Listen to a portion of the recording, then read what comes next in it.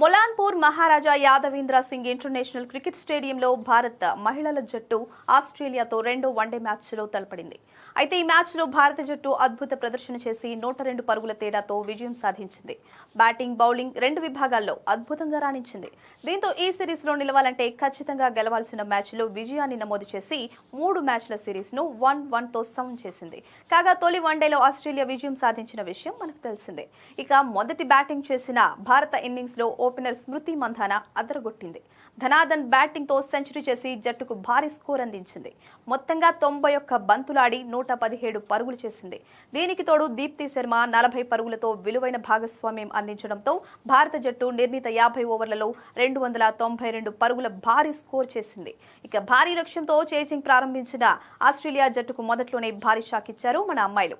ఇక ఆ తర్వాత కూడా వికెట్లు తీస్తూ ఆసీస్ జట్టుని 190 పరుగులకే ఆలౌట్ చేసేశారు. దీంతో 102 పరుగుల భారీ విజయాన్ని అందుకుంది టీమిండియా ఉమెన్స్ జట్టు. ఇక ఈ సిరీస్ ను డిసైడ్ చేసే 3వ వన్డే మ్యాచ్ సెప్టెంబర్ 20న ఢిల్లీలో జరగనుంది.